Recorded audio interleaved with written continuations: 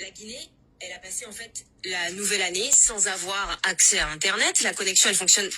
très mal. Il faut forcément passer par un VPN, un réseau crypté. Et même ça, parfois, c'est compliqué. Ça fait donc plus de 40 jours que les habitants ont du mal à se connecter à WhatsApp et aux autres réseaux sociaux et que des familles ici, en France, ont du mal à joindre leurs proches. Et si ça fonctionne, si ça ne fonctionne pas, c'est parce que y a un problème avec la fibre optique. Ah bah non. En fait, c'est l'accès à Internet qui a été restreint, voire bloqué par les militaires qui dirigent le pays depuis 2 ans. Ce sont eux qui, depuis le 24 novembre, ont limité l'accès aux réseaux sociaux. Donc, c'est pas une histoire de fibre optique, c'est bien une décision politique. Et ça s'est passé pile au moment où des manifestations contre la junte au pouvoir ont dégénéré en affrontements entre les forces de l'ordre et les opposants au pouvoir. Mais c'est pas tout, il y a 2 autres événements pour l'expliquer. Ouais, ce week-end-là, t'as vu, il y a des voix très critiques qui ont commencé à s'élever sur les réseaux contre le Comité national du Rassemblement pour le développement qui dirige la transition en cours en Guinée. Et des leaders en exil devaient s'adresser aussi à leurs militants lors de certaines assemblées. Donc en perturbant l'accès à Internet, la junte cherche à stopper la circulation d'images de contestation et à empêcher que les réseaux sociaux mobilisent les foules. On sait quand même que... Voilà. Menda si ɗon nande lam moƴƴa si tawi ɗon nande lan ara en ala retardinde ɗo fuɗɗagol ngol sakite déjà en timmini 100 personnes ino ƴewde tellement vite miɗo andi kadi woɓɓe no fala yaade ndaroygol maccon ko ɗum waɗi en wala wadde déjà oɗo cross postage oɗo live kaka ring ɗo tum woni e feƴƴude ouais, ils ont vraiment tiré par terre tanti Binta Colom, ils ont tiré par terre et voilà, on est toujours là. Et on nani kadi au reportage mon nanɗon ɗo ko presse occidentale ɓeɗe gandi ene malheureusement kala ko tawina occidentoɓe waɗi ara en jonnata valeur e muɗum e yiɗe balɗe ɗo suka meɗen wiyeteɗo safayi on ko nde occidentoɓe ƴettuno yaltinimo e kene si mawnin ɗen fi makko o créi page no wirnoɗen noon o inni page on l'homme au vélo. L'homme au vélo en partage ɗo kono mi yiyali yimɓe buyno abonné moƴƴe page on, ce qui est très regrettable parce que fewno ɗo compte makko personnel omo mari plus de 5000 abonnés compte makko personnel kono on andi compte personnel on no mari limite ko tuma yawɗa ka compte professionnel si yimɓe ɓen ɗuuɗa e kadi ko si a créé page ko ɗon ɓurata jonnude on ti kadi visibilité. Donc haray mi andintina jama o rerɗina en kadi moƴƴa yawgol sembina fi makko page makko sabu ko waɗi kon na buy wawi waɗude na kadi buy waɗi haka fewndiɗo ko paykun kadi taw ko suka haray kono townirɗen fi makko o ɓurtirta kadi jalbude mi anda si ɗon humpiti fewndo ɗo ni grand pays no Arabie Saoudite mo yehi ton en tant que ambassadeur mo yaadi ton e journaliste ɓe sanamuru ndun himo wondi e mayru ton mo yaadi e mayru ton ni ɓe jindude ton mi yi photoji maɓɓe andi ton non on ɗon no jonna e passeport diplomatique en quelle vertu mi anda mais ce qui est sûr himo ton ɗo débat hewtilan ɗo débat kaɓe woni e wiide wondema pikkol wongol ngol ka hoore conci leppi a tawata sanamuru ndu no waɗa ɗon masque ni mba on ɓe inni wo ko on kadi masque woni ka mbuuɗi sabu an aran ɗo jogino ɗo deftere mi holla en nde mi uddita kadi téléphone an on ɗo deftere wano par exemple si mi ƴetti Muslim Pro ko application tawɗo mo mari Qur'an nder ton wano ɗo par exemple mi uddita ɗerol wongol woɗo mi udditingol ɗerol ɗo Qur'an no nder ɗo e nder o téléphone am o téléphone ɗo miɗo wawi natudude makko ka nder cabinet Qur'an le no nder ton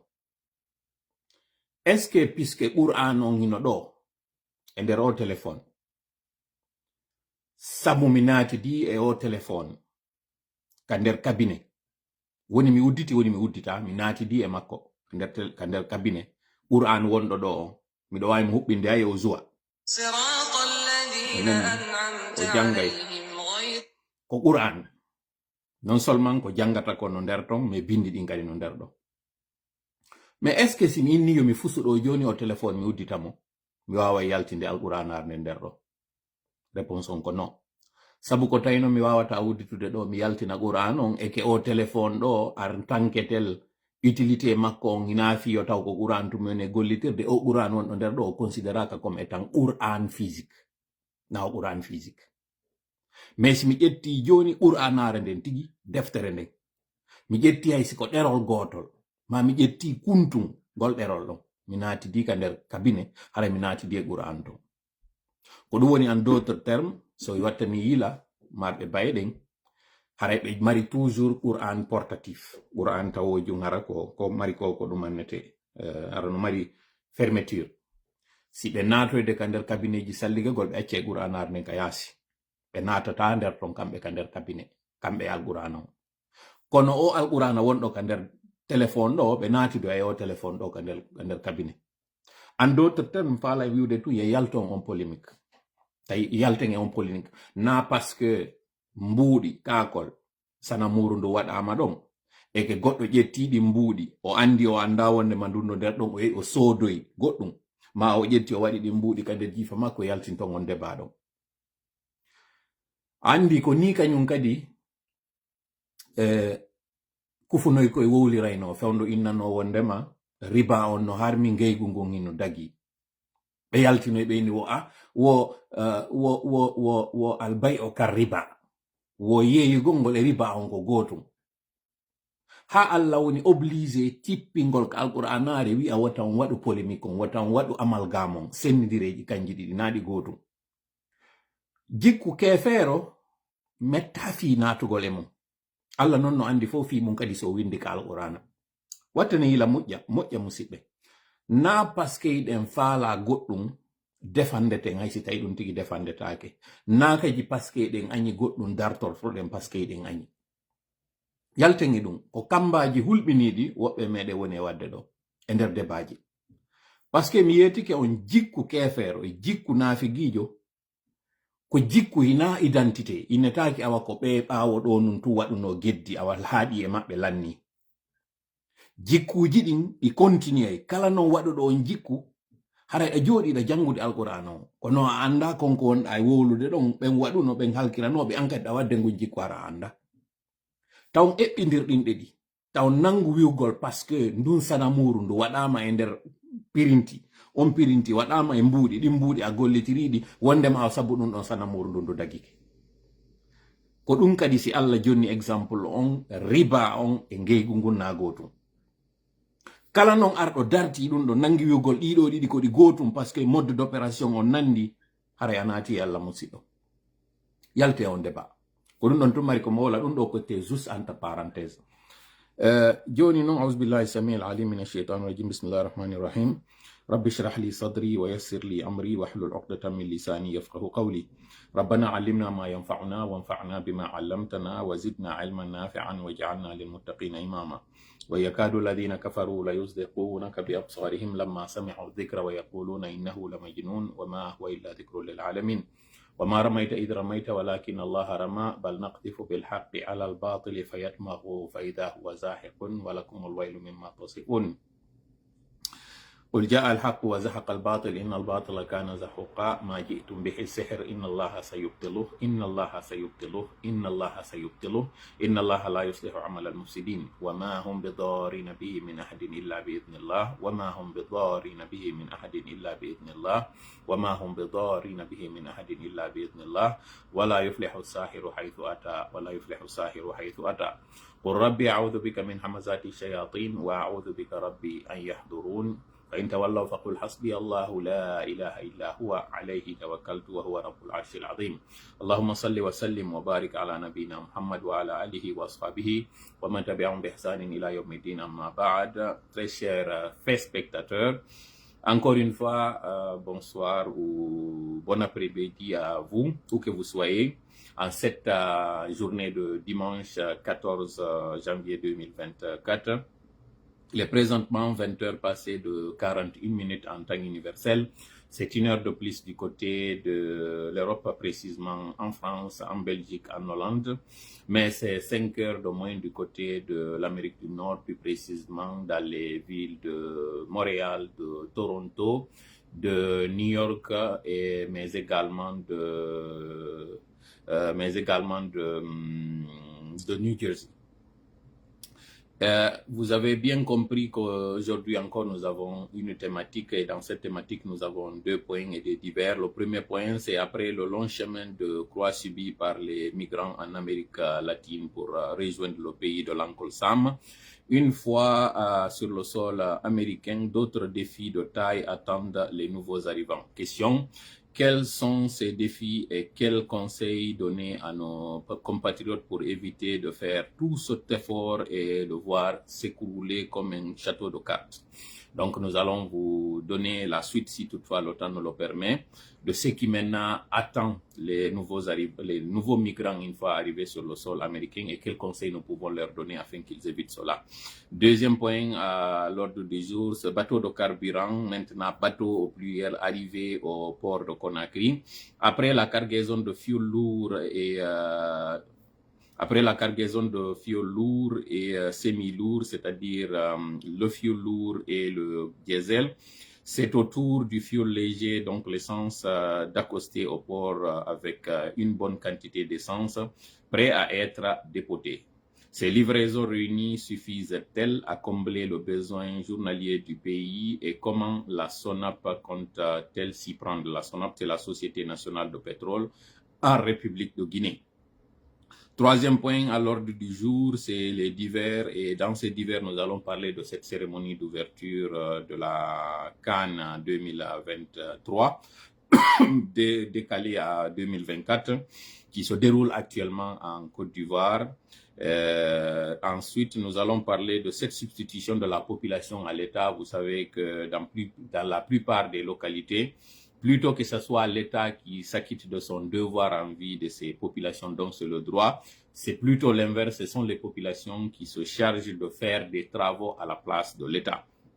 Nous allons également parler de ces manifestations ou de ces remous à Kaloum où des populations sont sorties pour battre le pavé afin de réclamer ces dons destinés aux sinistrés de Kaloum. Vous savez, Kaloum, c'est cette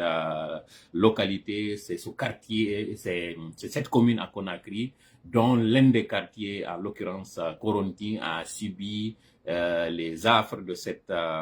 incendie qui a eu lieu dans la nuit du 17 au 18. Il y a eu des dons et ce sont justement ces dons-là qui ne sont pas arrivés à leurs destinataires. Et ces destinataires sont sortis pour s'exprimer. Nous allons en parler et décortiquer ce qui se trame,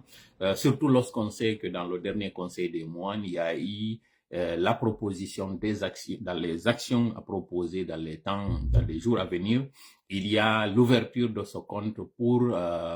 faire des dons à l'endroit de ces victimes, de ces sinistrés. Si maintenant ce qui a été donné n'arrive pas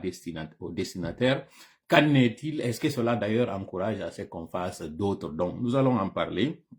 Également, nous allons parler de ce journaliste, si toutefois le temps nous le permet. Thomas, vous savez, Thomas, c'est ce journaliste qui avait aussi fait des enquêtes en Guinée au temps de M. Alpha Condé et qui avait réussi à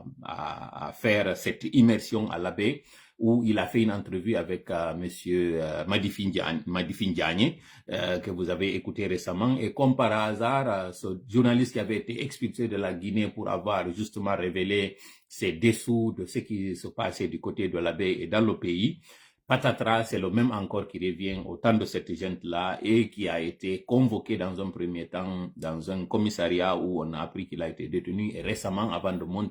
quelques temps avant de monter ici, on apprend qu'il est à l'aéroport où il était sur le point d'être expulsé de la Guinée. Donc, c'est l'histoire encore qui est en train de se répéter. Malgré le fait qu'on nous avait dit d'éviter les erreurs du passé, ça c'est effectivement l'une des erreurs du passé. Après s'en être pris aux journalistes locaux, c'est maintenant aux journalistes étrangers que ce régime moribond, cette nébuleuse est en train de s'en prendre, mais ce n'est encore qu'un pas de plus vers la chute, pas vers le musulman ou vers